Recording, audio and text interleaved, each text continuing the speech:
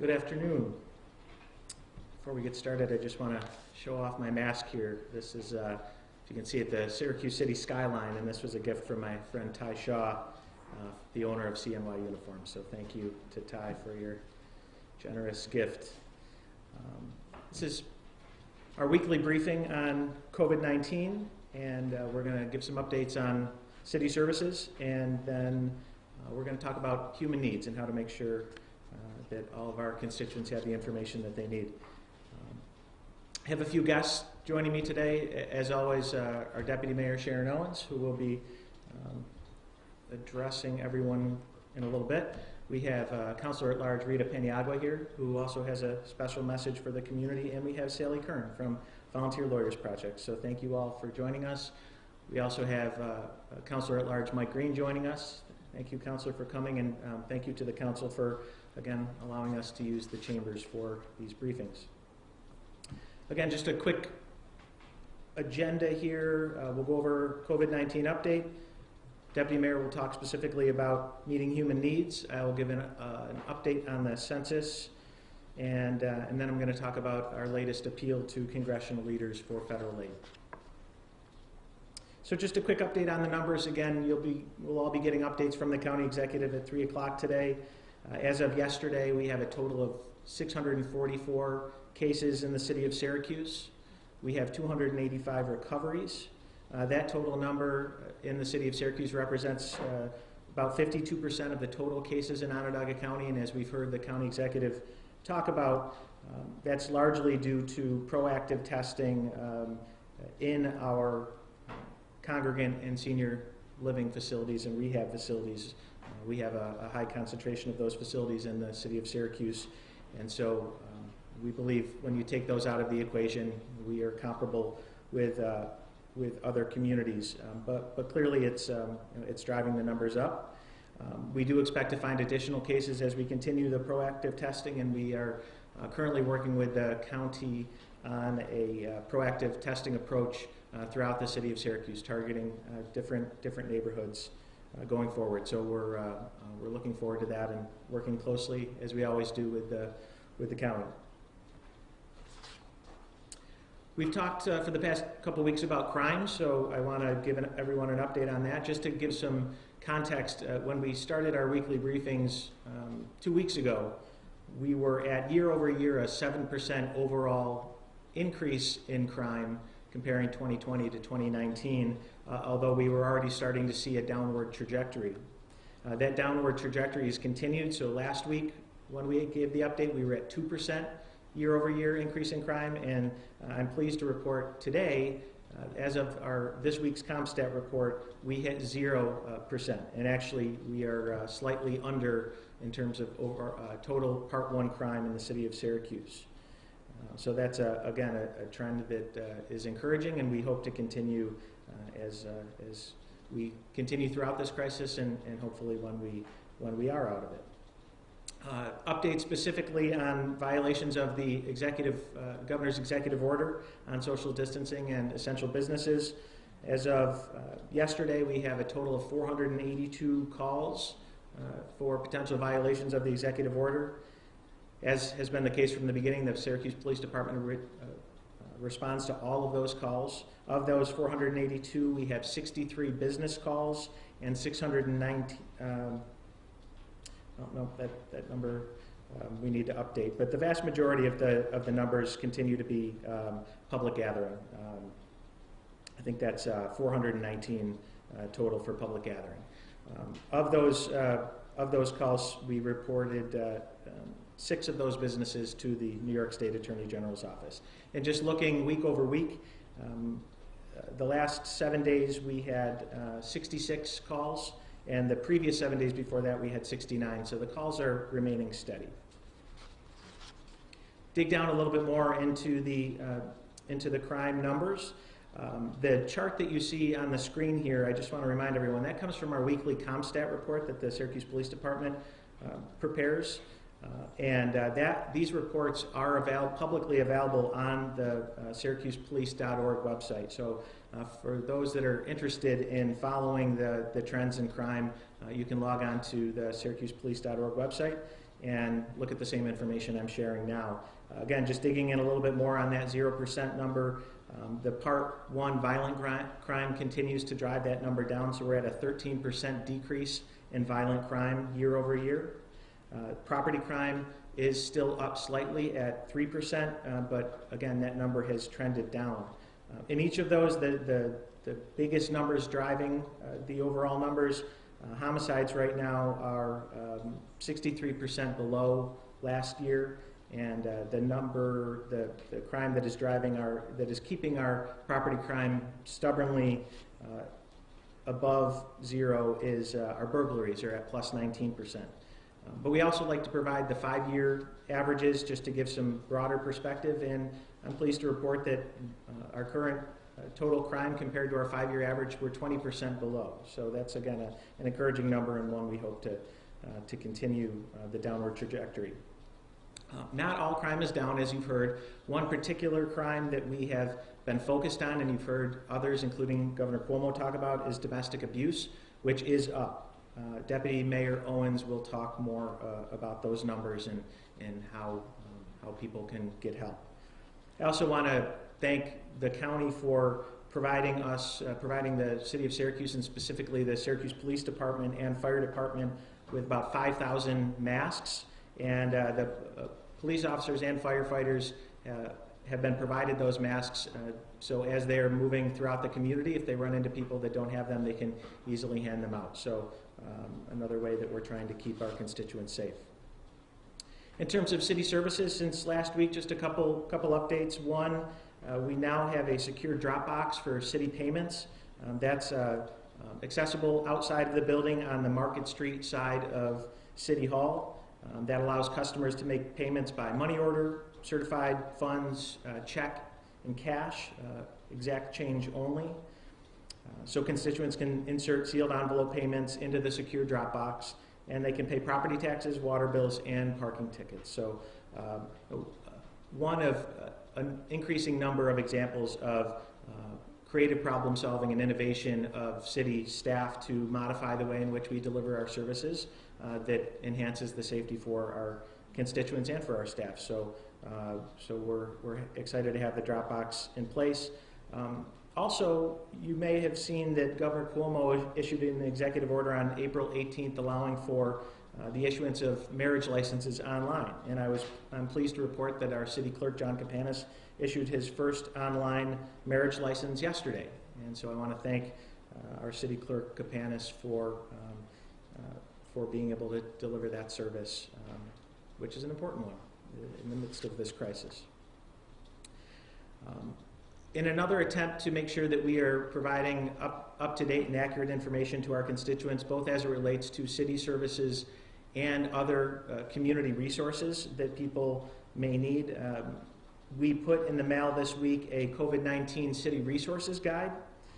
That is out in the mail and should be arriving in City of Syracuse residents' mailboxes today and through this weekend. So it provides advice on staying healthy, again provides information on resources for the community and how to contact city departments and engage with city staff under our revised operating procedures. At this time, I am going to turn the microphone over to Deputy Mayor Owens to talk about human needs. Deputy Mayor?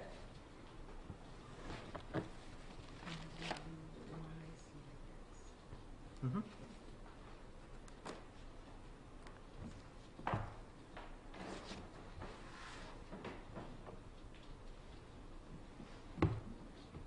Good afternoon. When the city entered into our emergency COVID response, we broke into multiple teams. Obviously, some of those teams included our public safety, police and fire, and the important work they're doing, our DPW and our folks on the ground and our code inspectors. But one other area that was very, very important to us was making sure that we address the actual human needs of individuals in our city. And so since the beginning of us adhering to the executive order and moving on out of City Hall, we convened a group of individuals to actually serve as the bridge between what's going on the ground with individuals and how government and other not-for-profits can help meet those needs. And so that has taken on multiple emails, phone calls, in the grocery store, just running into people who are relaying to us what they need. So a couple areas is, one is that the use of our Financial Empowerment Center. And remember, we introduced that earlier this year. Since COVID, there's been an 86% increase since the beginning of New York pause. And for the 6 weeks before pause, we saw 29 first-time clients. And now, since pause, we have seen 54 new clients. So people are using the Financial Empowerment Center. We encourage you to please continue to do that. It's more critical than ever to do so. It provides free one-on-one professional certified counseling, and it has resulted in over $360,000 in reduced debt since July of last year, and over $170,000 in savings since July of last year. So really helping people with their finances, and it is more important than ever now.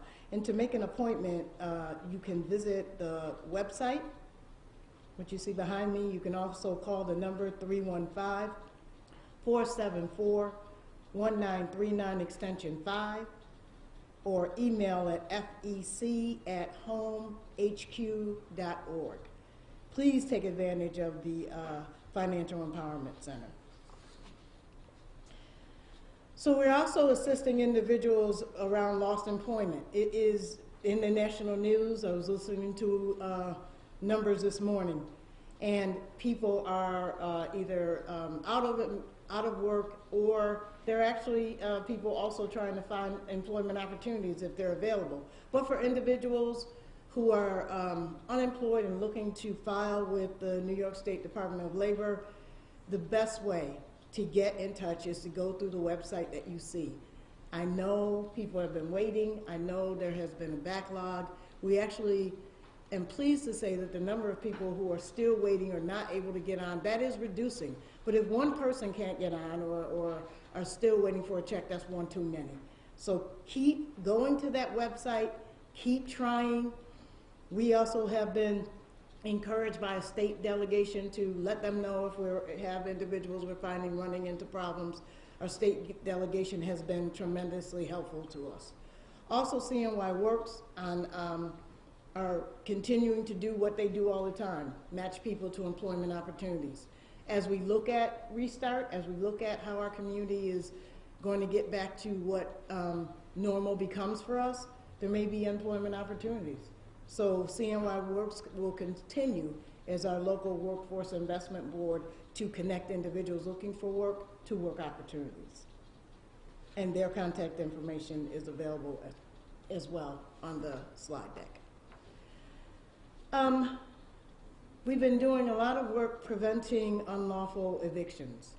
The moratorium was announced to be extended to August 20th. That will absolutely help individuals who find themselves financially in dire straits, still needing to have secure, healthy housing. Tenants and landlords have responsibilities. Tenants, the moratorium doesn't mean that you don't have to pay rent. It's still a contractual obligation for you. So you should be working with your landlord on how you can do that. We've gotten many emails and calls from landlords who are not requiring their tenants to pay rent, but there are others who are, and so you should be working with your landlord, the property owner, to figure out how you can pay anything on your rent. But that continues to be your obligation. The moratorium did not take that obligation away from you. Likely. Similarly, landlords, you have a responsibility. You need to continue to make the apartment that you have tenants in safe, habitable, and you are not allowed during the moratorium to evict individuals. So we both, on both sides, whether it be tenants or landlords, have obligations and responsibilities to each other during this troubling time. The New York State Attorney General has provided information that helps us understand that unlawful eviction is a crime, as opposed to what we typically think about as a code violation. It is actually a crime. And so Sally Curran is going to talk with us about this a little more. Sally?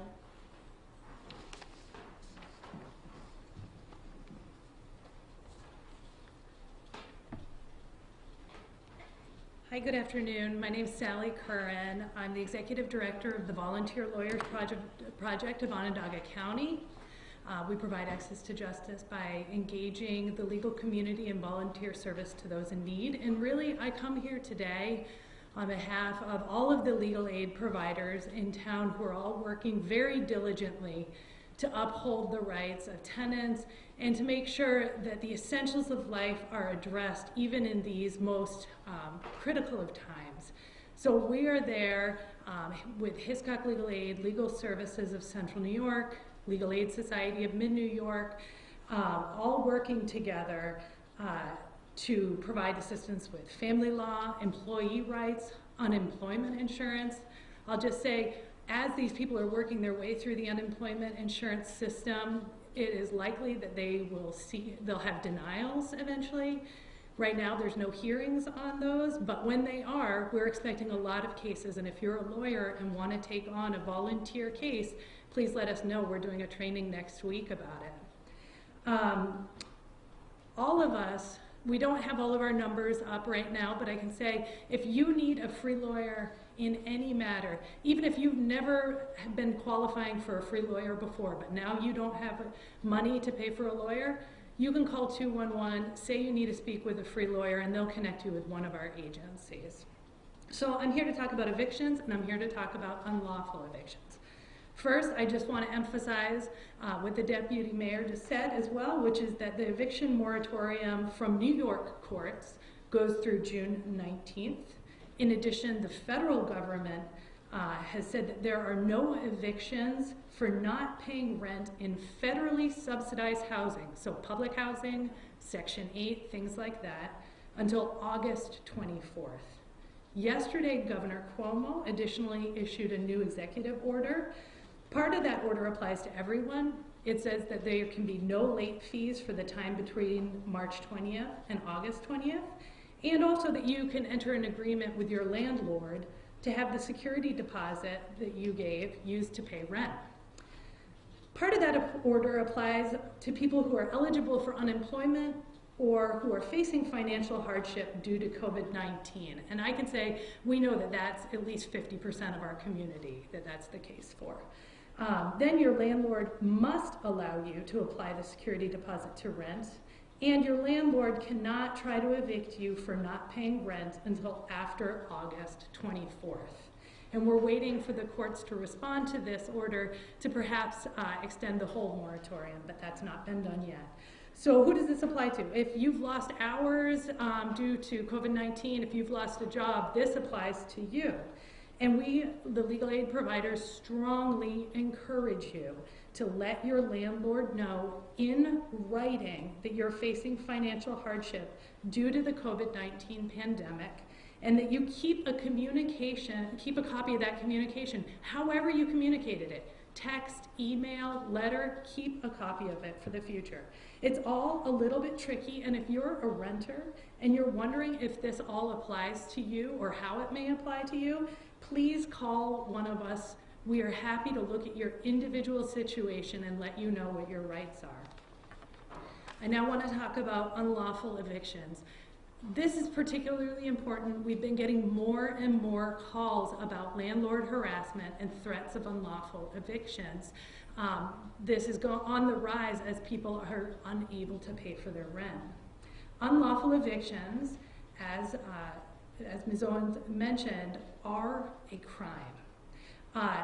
That's been true since June of last year. And the law says anyone who's a lawful occupant, so what does that mean? You have a lease, it can be verbal, it can be written, you're a lawful occupant.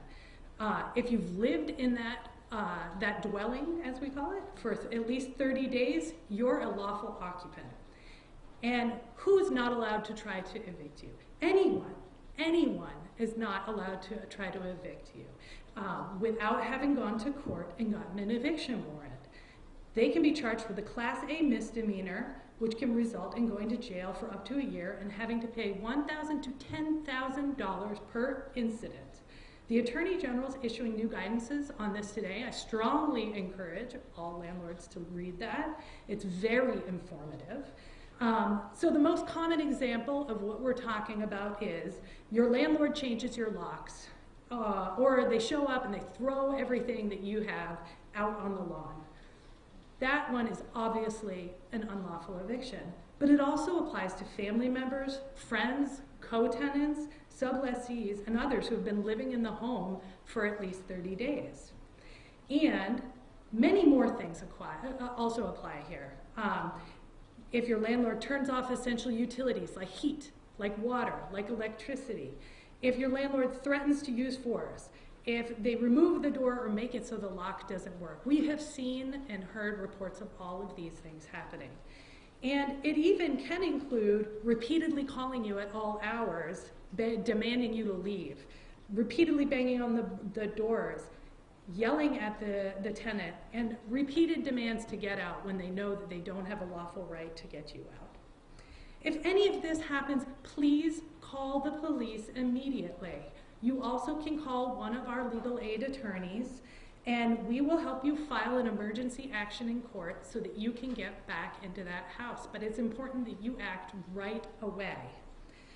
Also, again, if you're experiencing unsafe conditions in the house due to code violations, please call codes. They are still addressing urgent health and safety issues in the home, and you have a right to safe housing even if you're unable to pay for rent. New York has many other protections for renters, and we just don't have time to go through all of them right now. I want you to know that if your landlord tries to raise your rent, refuses to renew your lease, tells you that you have to move out or anything like that, please call us. We'll make sure that the right process is being followed and that your rights are protected. That new law this past June extended many more protections for tenants. And finally, I do want to emphasize as well that when this is over, rent will likely be due, and the best way you can ensure that you won't face eviction at that time is to be current on your rent. So call 211 to connect with any of us, and we're also working on creating a unified intake line for you to connect with all of our organizations about housing issues, because we know this issue is getting more serious by the day. Thank you so much for your time. Stay safe.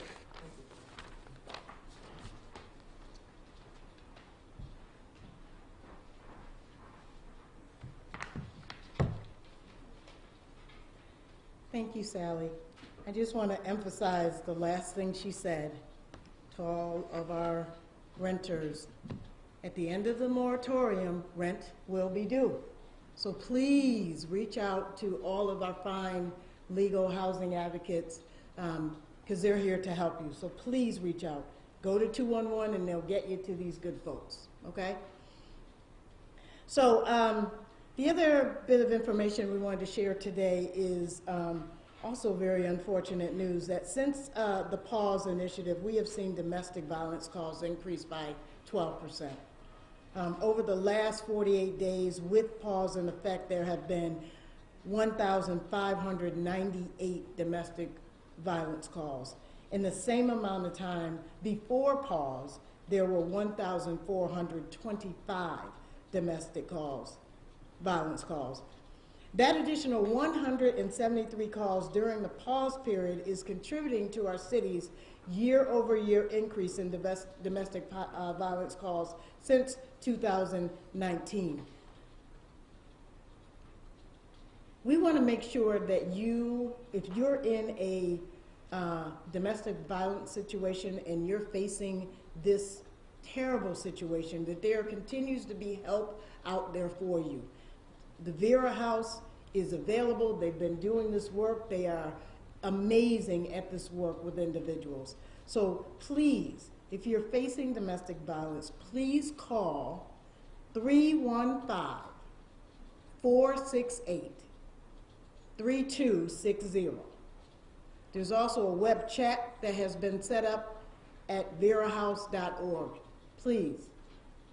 We're finding ourselves sheltered in, many of us in situations that are not warm and nurturing. So if you need help, reach out. I've sent many people to their website, to their organization. When you open their website, the first message that comes up is, if you're in immediate danger, dial 911. So please, if you're in need of help, reach out. Also, the CNY COVID-19 Community Support Fund, supported by local philanthropic organizations and other generous donors, were able to pull together about $1.8 million and have distributed that money. Not all of it, it's still available. Applications are on a rolling process, so there's still funding available for applicants. It has been assisting those who are working tirelessly to meet the needs of people affected by COVID-19. So it has been distributed for food distribution, for basic needs care distribution, to organizations. It does not go to individuals, organizations. So many of the distributions and help that you've seen out there, those organizations or churches or other groups have been funded through this fund. So money is still available, funds are still available, so please go to cnycovidfund.org for more information.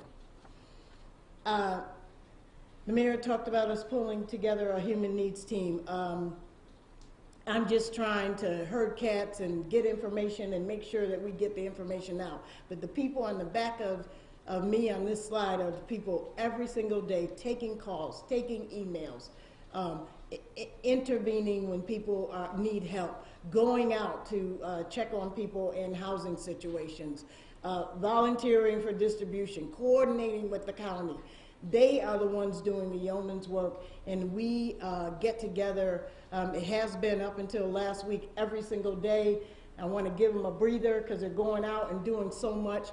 So we meet 3 times a week, and we coordinate, we triage, we help people get connected, we get them the hotline numbers, we get them websites, everything people need. They need to know that there's a place they can go. I cannot emphasize to the community, 211 is the place to start to get information about your basic needs. But I want to tell you that we are absolutely engaged with what people need on the ground. Now I just need to talk, just putting my notes aside.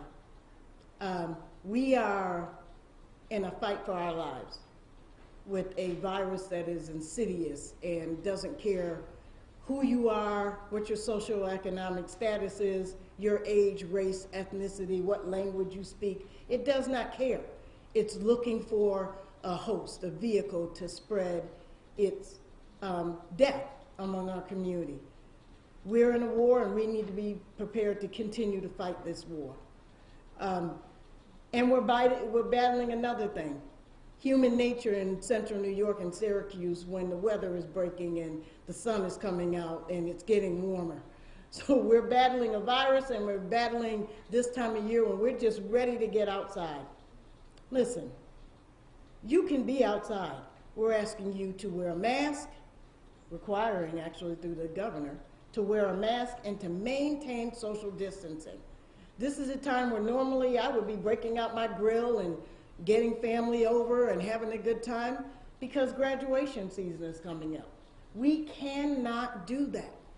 We have to, unfortunately, not do the things that come natural to us in this time of year. And as we go into the summer, as our numbers continue to fluctuate, we've gotten this far with flattening the curve because we've all been diligent to take care of one another.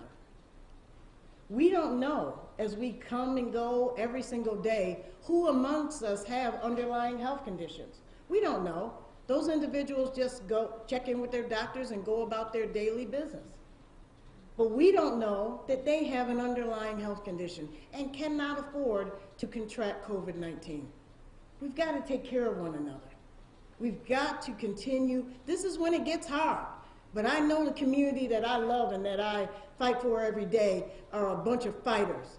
And we have to continue to fight, press through this time where we want to get out and we want to do the things that we love to do when the weather changes. I'm asking you, I'm begging you, I'm praying for every single one of us to continue to stay the course and practice social distancing. Thank you.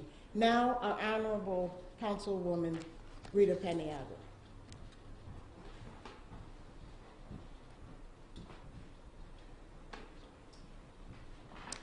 Good afternoon, everybody. Thank you for having me here. I have been asked to deliver a message in Spanish for the Hispanic community, so here it goes. Este mensaje con mucho cariño para mi comunidad hispana. Nos estamos dirigiendo a ustedes para poder continuar promoviendo la salud y el bienestar de todos ustedes en la comunidad. Es un momento donde estamos muy vulnerables para todos. La salud está en riesgo. Tenemos que seguir las reglas para poder salir adelante. Como comunidad, muchísimas veces nos hemos visto que cuando nos unimos en un solo llamado, hemos sido bien efectivos y hemos logrado todas nuestras metas. Esta ahora mismo es la meta más importante que hay que lograr, así como nos movemos adelante. En este momento, estas metas se trata de su seguridad y más aún de su salud, la de sus seres queridos y aquellas personas que están alrededor de nosotros. Sharon Owens acaba de explicarnos, ella es la alcaldesa deputy de esta ciudad, y entonces ella nos está explicando las diferentes maneras y las diferentes cosas que se acercan a nosotros, así como la primavera. Todos queremos salir, todos queremos estar afuera y queremos disfrutar de ella a una temperatura rica y preciosa, pero tenemos que mantener el distanciamiento social y utilizar nuestras máscaras. Esto es bien importante para su salud. Ahora mismo no sabemos quiénes tienen precondiciones de salud que nosotros podamos sin querer y sin saber infectar a estas personas o estas personas infectarnos a nosotros. Tenemos que practicar las reglas.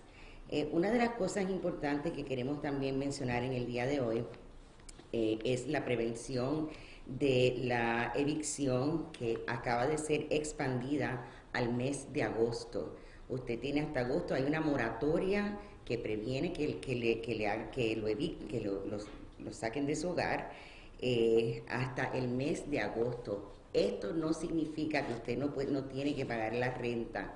Una vez pasen estos meses, al final de todo esto, usted va a tener que pagar la renta. Si usted la puede ir pagando, no deje de hacerlo porque hay una moratoria. Pague su renta. Tanto los inquilinos como los dueños tienen una responsabilidad el uno con el otro para llevar a cabo este trabajo. Al final de la moratoria hay que pagar. También para aquellas personas que están sin empleo y están buscando empleo, pueden hacerlo a través del Departamento de Trabajo, y si está usted aplicando para recibir fondos de desempleo, también debe hacerlo a través del Departamento de Trabajo o puede llamar al 211, la línea 211 tiene todos los referidos y ayudas necesarias en este momento. CNY Works es una de las agencias que está trabajando directamente con la comunidad para ayudarnos en estos dos fines, para aquellos que están buscando empleo y para el cheque de desempleo. Pueden llamar. También queremos dejarles saber, es importante, nosotros nos avecinamos a un cambio adicional y es que estamos reabriendo la economía y en Syracuse no es diferente. Entonces, cuando decimos abrir la economía, no quiere decir que podemos salir a la calle y todos hacer la vida que usualmente hubiéramos hecho en un momento anterior. Esto todo lo que quiere decir es que algunas personas que tienen trabajos esenciales van a empezar a salir a trabajar y poco a poco van a escoger las industrias en diferentes fases donde entonces vamos a poder salir a trabajar poco a poco. No significa que puede salir a hacer la vida como siempre. Si usted no tiene que estar en la calle, no salgan a hacer cosas que no sean de necesidad. Y si van a salir, distanciamiento social y máscaras. Una cosa más que queríamos dejarles saber para aquellas personas que tienen proyectos y actividades sirviendo a la comunidad a través de Central New York Community Foundation, todo lo que tienen es que buscarlos en el website y ahí hay unas aplicaciones disponibles para aquellas personas que están llevando a cabo proyectos en la comunidad. Hay alrededor de 1.8 millones que han podido recoger para poder llevar estos trabajos sociales a la comunidad. Una vez más, queremos que si tienen preguntas, si necesitan referidos, la línea 211 es la línea que los va a ayudar a conseguir estos referidos. Siempre pueden llamarnos a través de la ciudad, aquí estamos disponibles, el City Council, nosotros como councilors estamos disponibles para todos ustedes, los queremos mucho y estamos tratando de proteger la comunidad, trabajando con nuestro alcalde Ben Walsh y todos sus empleados que están haciendo una labor increíble para poder llevar a cabo este difícil trabajo de mantenernos seguros y saludables. Que Dios los bendiga a todos y prontamente estaremos nuevamente con ustedes.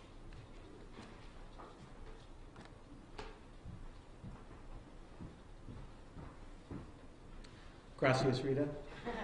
Thank you, Deputy Mayor Owens. Thank you, Sally, for that very important information for our community. Just going to close out with a few more points, and then we can open it up for questions. We've talked every week about the census and how important it is, and we are tracking the data regularly. The good news is we've continued to see improvements in our self-response rate here in the city of Syracuse. So right now, as of today, we are at 45.4% in terms of our self-response rate. Just to give you some context, to the west, in Buffalo, they are at 44.8, in Rochester at 42.7, and to the east, Albany is at 46.2. So we're all in relatively the same place. Again, for some additional context, at the end of the self-response portion of the census in 2010, we ended at 61.7. So we still have a ways to go to get there. We don't want to stop there. We want to get past that, and I think we will. In addition to some other modifications to the census process as a result of COVID-19, one modification that we think may be helpful is that the self-response period has been extended from July 31 to October 31. So we have until October, till the end of October, to get that number well past that 61.7. The good news is, again, our constituents have continued to heed the call week in and week out, and we want to see that number continue to go up. I mentioned there have been some other changes. At this month, we would have been seeing people out knocking on doors. That has been pushed back, and that will now happen in August 11th through October 31st. We also had a lot of community events planned, and we've had to adjust our own approach. So our outreach strategies are really in 4 different categories. We are going to be doing a lot of phone and text banking. We are doing resident training so they can help be credible messengers within their communities to get their friends and neighbors and family to fill out the census. Similarly, we have census ambassadors that are going out and doing the same thing, and we're also continuing a social media campaign which will continue going forward. So we're going to keep pushing on this. It's extremely important in a number of different regards, but the one that we've been focused most on is the financial impact on the city of Syracuse, and the fact that so much of our federal resources and our federal funding, which have never been as important as they are right now, are based on population. So it's critically important that we continue to get that number up. On the topic of finances, since I last addressed everyone, we now have a city budget. The Common Council voted on Wednesday on a few amendments and ultimately voted on the final budget. I have signed those amendments and the budget, and so we have a budget going forward into fiscal year 21. I want to thank the council for their partnership and collaboration throughout the process. Budgets are always difficult. It was certainly even more difficult this year, but we worked together on it. We communicated, and I think we ended up with a good budget that's based on what we believe is the most likely scenario, but certainly not the worst case scenario. And given the uncertainty of COVID-19, we have to plan for those worst case scenarios as well. So we're not done just because the budget has been approved. We've convened a group that involves the Council Finance Committee that's going to be working through a number of contingency spending plans depending on what happens going forward. The primary amendments to the budget were, I think, in recognition of the ongoing fiscal challenges and our collective desire to not overly rely on the fund balance that we've worked so hard to save up. So the council has challenged the administration to be more aggressive in selling some of our assets. We have real estate and other assets that have value, and we believe that we can generate some revenue from the sale of those assets. There was also a decrease in police overtime, which will be challenging, especially since we're not able to bring in a new class this year, but that's a challenge that we've accepted and Chief Buckner has accepted, and we think we have a budget that we can work with going forward. Finally, I mentioned that we based the budget on what was the most likely scenario, but not necessarily the worst case scenario. The reason we believe it's the most likely scenario is because we are cautiously optimistic that the federal government is going to step up and deliver much needed federal aid to states and local municipalities. We've been calling on the federal government to do that for quite a while now. I've said from the beginning our federal delegation has been rock solid in that support. And as recently as this week, I was on a call with the county executive and Congressman Katko, and he reiterated his support for securing local funding, and we were in regular touch with Senator Schumer and Senator Gillibrand's office. They also have doubled down on their desire to support local governments, and we saw a bipartisan bill introduced that involved Senator Gillibrand, so we appreciate that effort as well. Because our federal delegation is in lockstep with us, I felt it was appropriate to take our call and to take our request to the top of Congress. So as of today, I am sending out a letter to House Speaker Nancy Pelosi and to Senate Majority Leader Mitch McConnell. It lays out a very clear and I believe compelling case as to why the city of Syracuse and other local municipalities as the foundations of our communities that provide these essential services that we all need, from our police department to our fire department to our Department of Public Works and our sanitation workers, we need to have that foundation strong. And so we broke down our request into three priorities. Without federal assistance, we believe that city services and essential employees will be hurt. These are difficult decisions we hope we never have to make, but there is no doubt, given the significant revenue loss, that if we do not receive federal assistance, city services and essential employees will be hurt. Human needs will continue to grow, and you heard loud and clear from the Deputy Mayor, from Sally, how significant the human needs already are, and they will continue to grow without federal assistance. And finally, our economic recovery will be delayed, undoubtedly. We've spent a lot of time talking about the importance of economic recovery, the process for restarting and reopening our economy. If our foundation of our communities is not strong, if we are not in a position to deliver those essential services to our community, that economic recovery is going to be delayed, and I don't think any of us want that. So that's our message to the federal government, and specifically to the House and Senate leaders. We know that they have a lot of competing interests and needs, and have been busy addressing many of them, but we need them to address this one, and so that letter will be going in the mail today. With that, we'll open it up to questions. Mayor, you said you're cautiously optimistic that this funding is going to go through. That sounds a little more positive than I think you've spoken about before.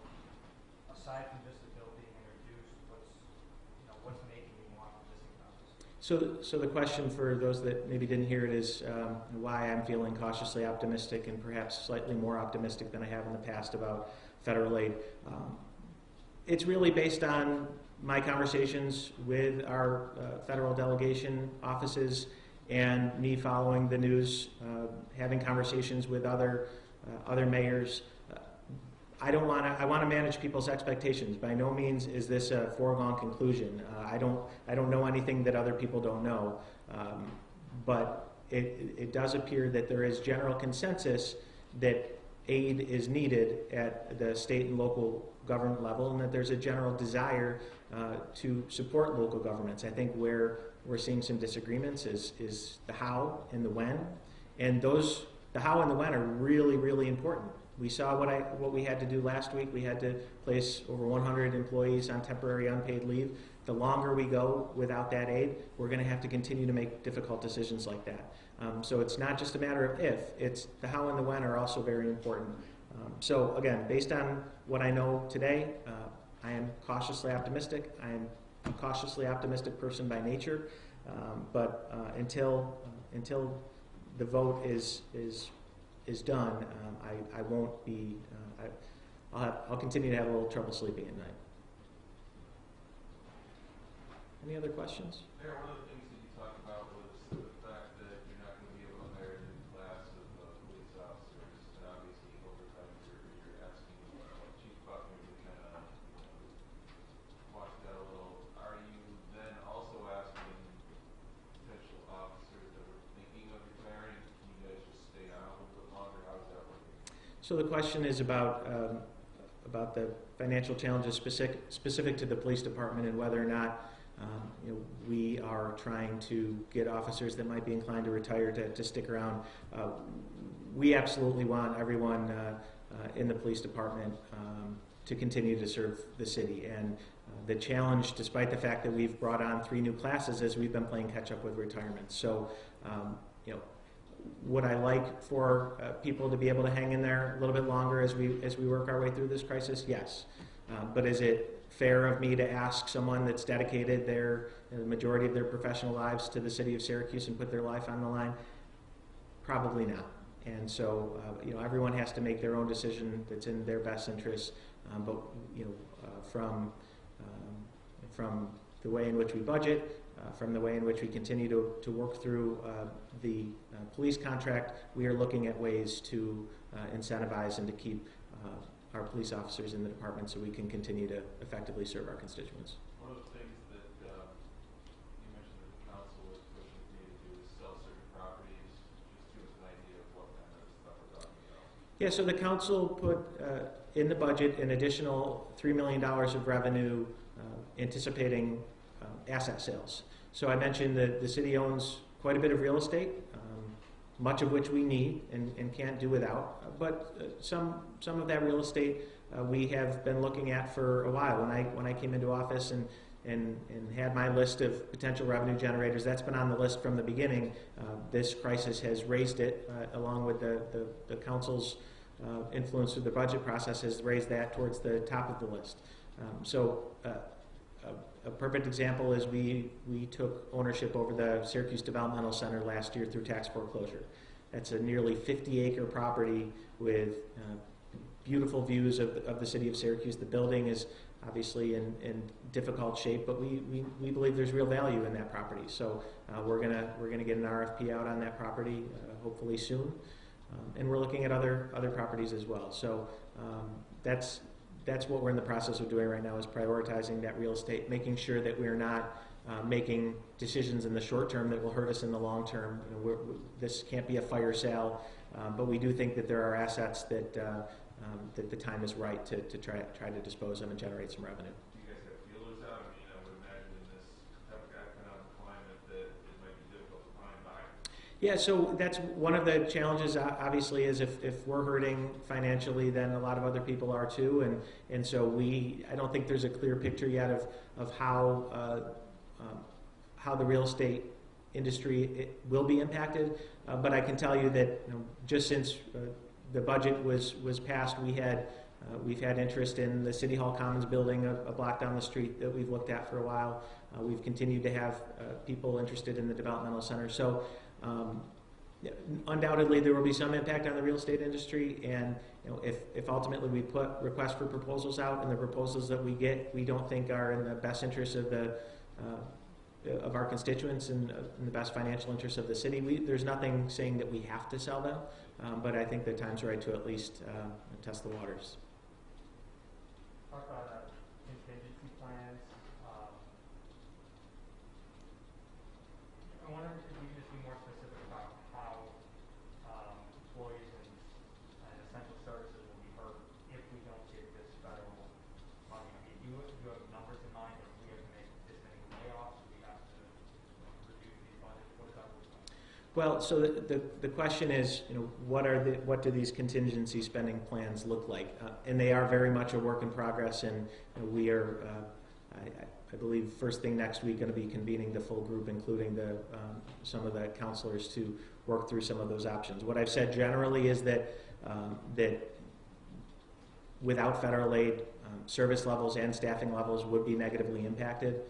If you, again, quantify those numbers, at last check, without accounting for potential state cuts, we're easily at $30 million in revenue loss between this, the remainder of the 2020 budget year and the 2021 fiscal year. You could add another $14-15 million on top of that with a state cut. That's a lot of money, and so there is no way we would be able to make up for those deficits without cutting staffing levels. Again, our goal in the short term is for any staffing levels that are impacted to be temporary, and that was what we did with the 104 employees last week. We're looking at other potential models. Can we do something on a voluntary basis, whether it be a full leave or reduced staffing levels? Those are the types of things that we're looking at. Can we either work with the state or on our own develop an early retirement incentive for employees? Those are all the things on the table, but we're not at a point yet where we can report on specific recommendations. It needs to be a collaborative process with everyone in City Hall. Do you have a specific amount you're asking the federal government for? We have not. We are not asking for a specific amount. Again, what I've learned over the past month or so is that anytime I put a number out there, like I just did, and saying 30 million, it changes, and unfortunately, it usually goes up. So in the letter, and we'll share the letter with the media and with the public this afternoon, but we talk about losses in the tens of millions of dollars.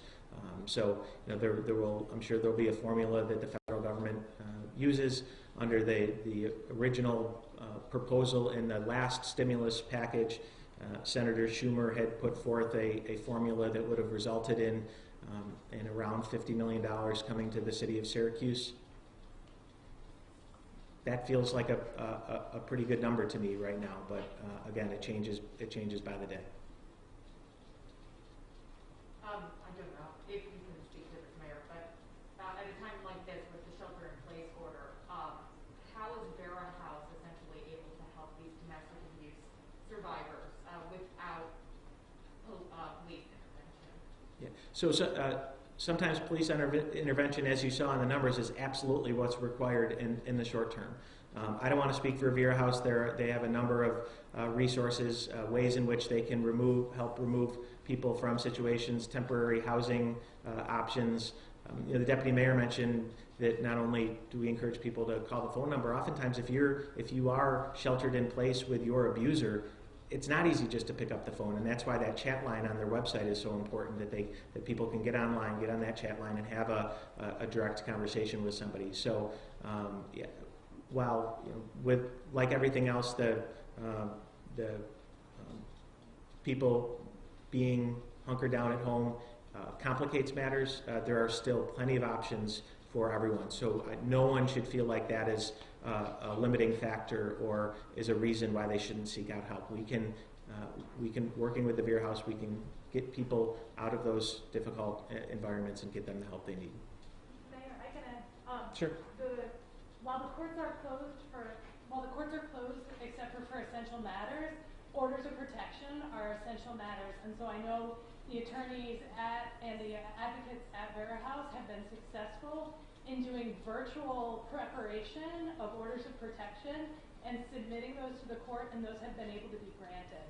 So they are still able to do that even though the courts are mainly closed. So just to repeat that for those that maybe weren't able to hear Sally, and thank you, Sally, for that. Sally was making the point that the courts are still able to issue and enforce orders of protection. So that's an important resource that we still have available to us as well.